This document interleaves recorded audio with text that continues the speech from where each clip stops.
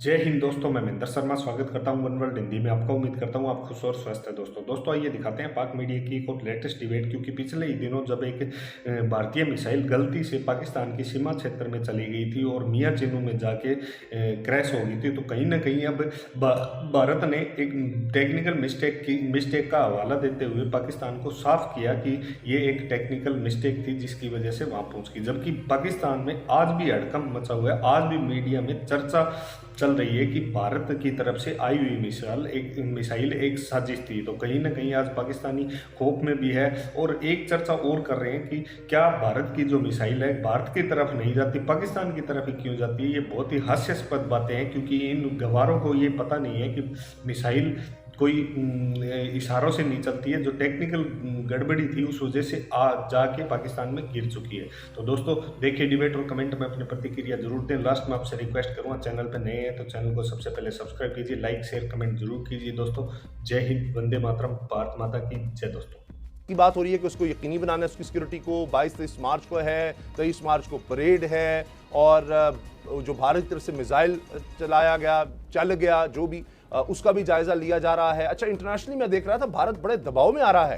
पहली दफा देखा मैंने कि भारत अब ये कह रहा है जी हम कुछ कर रहे हैं, हम देख रहे हैं, फिर जायजा ले रहे हैं। पहले इसको बड़ा कोई खेलने की कोशिश की गई इलेक्शन के तनाजुर में, वहां फिर रियासती इलेक्शन हो रहे थे, लेकिन अब लगता है कि भारत को इसमें लेने के देने पड़ गए हैं। इंटरनेशनली बात हो रही है, चीन मुतालबा कर रहा है मुश्तरका तहकीकात का, अमेरिका भी इस तरह से बात हो रही है, OIC में भी शायद ये बात हो और अक़वाम मुत्तहिदा तक पहुंचा दी है शाह महमूद कुरैशी साहब ने। बिल्कुल, ये बात तो की गई है और ये रवैया जो भारत का था इस एतबार से, और ये जो इन्फॉर्मेशन दी गई कि हमारा फायर हो गया था, तो ये कोई ऐसा तो नहीं कि हवाई फायर हो गया था, कोई शॉट गन है और वो हवाई फायर हो गया। हम मुल्क हैं, किसी भी मुल्क की टेरिटरी जो है उसको अगर कोई भी इंस्ट्रूमेंट क्रॉस करता है और वो भी हमसाया मुल्क और वो भी दुश्मन मुल्क, तो फिर उसको क्या समझा जाएगा।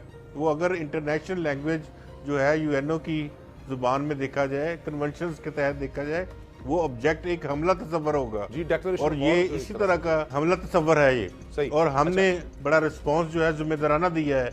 और इसके साथ मैं बताऊं, सुपरसोनिक के साथ अगर इसका स्टडी करें तो पता चलता है कि कौन कौन सी चीज़ें ये उठा के ले जा सकता है अपने हदफ तक। तो क्या खुदा न खासा ये 2 दिन वो ढूंढते रहे हैं कि हमारा मिसाइल किधर चला गया, उसने टेस्ट किया, फायर किया और उसके बाद ढूंढते रहे ये जो गुम गया हमारा मिसाइल। नहीं, ये ऐसा नहीं है। रडार के ऊपर फौरी तौर पे मॉनिटरिंग होती है, सही उसको बताया चेक जा किया सकता जाता है। ये कोई किसी टेक्नीशियन ने उठा दिए, पूरे साइंसदानों की टीम होती है। इसको तो मैं जिस तरह पहले दिन कहा था कि IAEA के ऊपर भी उठाना है हमें, और हमें एटॉमिक एजेंसी के साथ बात करनी है, UNO से बात करनी है, दुनिया के साथ बात करनी है कि ये इनका मिसाइल सिस्टम अब इस काबिल नहीं है कि ये इस तरह से जिम्मेदार मुल्क के तौर पे देखा जाए। इनके मिसाइल सिस्टम के ऊपर पाबंदी लगनी चाहिए। बिल्कुल सही। अच्छा बाबर डॉक्टर साहब, ये चूंकि अब सियासी माहौल हम तो देख रहे हैं, ये डिस्कस हो रहा है, लेकिन ये एक बड़ा खतरनाक, खौफनाक, बहुत अहम मामला है जिस पर उस तरह चूंकि सियासी लीडर्स इस वक्त और काम पे लगे हैं, तो उस पर बात ही नहीं हो रही इस इशू पर। रिकॉर्ड कमांडर्स में तो ज़ाहिर है कि मेन फोकस जिस तरह से पाकिस्तान का रिस्पांस जाना चाहिए था, मेरा नहीं ख्याल कि उस तरह से रिस्पांस किया है। मुझे लग रहा है कि गवर्नमेंट सारी अदम इत्मीनान बचाने को लगी हुई है और उन्होंने उस तरह से इसको फोकस ही नहीं किया। मेरा मतलब उस तरह से मिनिस्टर्स ने इसको रिस्पॉन्ड बैक किया ही नहीं है। गवर्नमेंट ने हम रहेंगे तो रिस्पॉन्ड करेंगे ना, नहीं, उसका मतलब रियासत की जिम्मेदारियां होती हैं, हुकूमत तो बहाल उन्हीं के पास है ना, तो हुकूमत का रिस्पॉन्स तो जाना चाहिए था।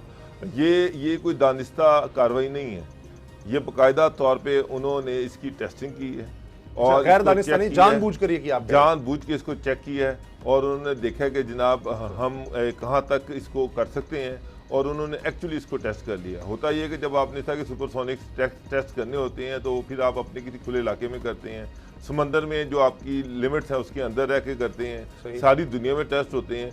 कभी आपने देखा कि अमेरिका का कोई मिसाइल गलती से उड़ा और किसी मुल्क में जाके गिर गया हो, या चाइना का उड़ के किसी मुल्क में गिर गया हो, या रशिया का गिर गया हो, या कई वहाँ पर इतने खौफनाक एटॉमिक मिसाइल्स हैं और वो बड़े बड़े खौफनाक हैं। इस तरह से तो उड़ने शुरू हो जाए तो फिर आधी दुनिया का तो वैसे ही खतरे में पड़ जाएगी कि जनाब किसी भी टाइम कोई भी मिसाइल उड़ा हो, कहीं भी जाके लग गया और तबाही फेर दी। सर अगर भारत से दानिस्ता हुआ था तो इन्हें immediately with in minutes Pakistan को आगाह करना चाहिए था कि जी इस तरह से एक सुपरसोनिक उड़ा है और वो जाके लग गया है। ये तो अगले दिन ISPR की प्रेस कॉन्फ्रेंस हुई है, उस प्रेस कॉन्फ्रेंस के बाद जाके इंडिया ने माना कि जी हमसे गलती से गिरा है। उससे पहले तो उन्होंने रिस्पॉन्ड ही नहीं किया।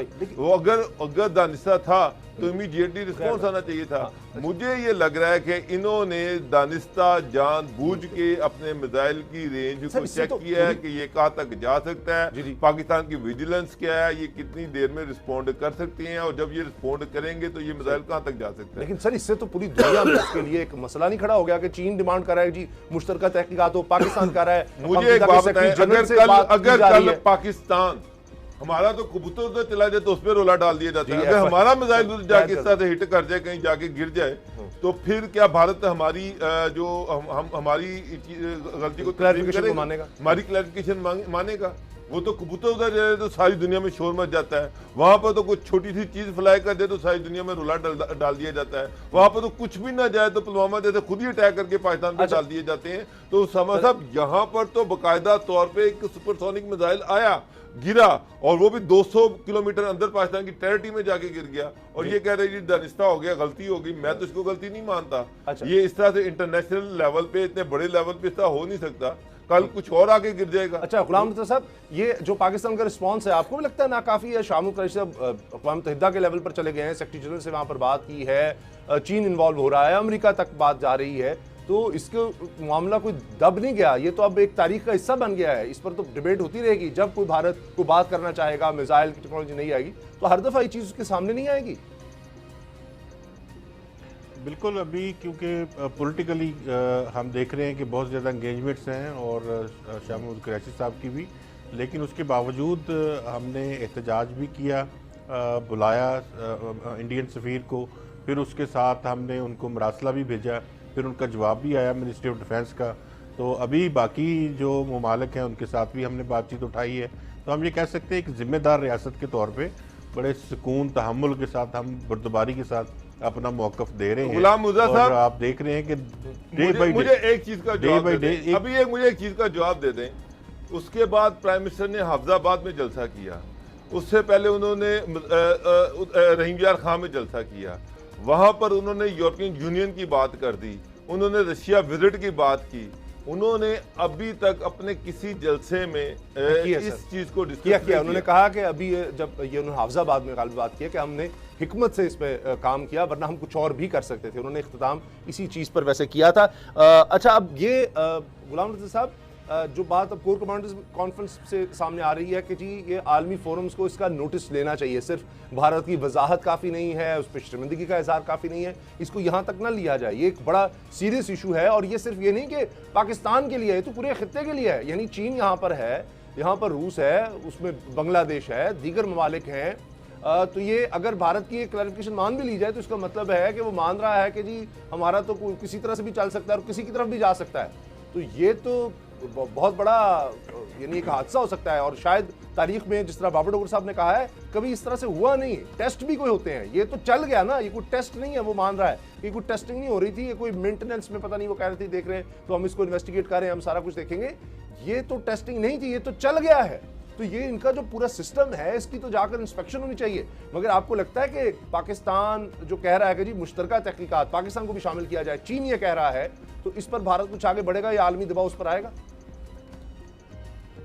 बिल्कुल आएगा। और ये जिस तरह से बाबर डोगर साहब ने ये कहा, टेक्निकल एक्सपर्ट्स होने चाहिए, मिजल एक्सपर्ट्स होंगे, उनके साइंसदान होंगे, उनके ज़रिए से की जाए कि इसमें क्या क्या सलाहियत होती है, और उन सलाहियतों के सारी सलाहियतें एकदम ख़त्म हो जाती हैं कि वो चल पड़ता है और इस तरफ को रुख कर लेता है। उनके अपने किसी शहर की तरफ क्यों नहीं जाता? वो इतना बड़ा है हिंदुस्तान, तो उसका रुख किसी और तरफ क्यों नहीं था? कहाँ से चला, कहाँ से होता हुआ या मियाँ चलू में आ गिरा? तो ये टेक्निकल एक्सपर्ट्स की इंक्वायरी की ज़रूरत है, जिसमें वर्ल्ड लेवल इंक्वायरी होनी चाहिए। चाइना के लोग भी हों, पाकिस्तान के लोग भी हों, इंडिया के लोग भी हों, और अगर किसी और मुल्क के जो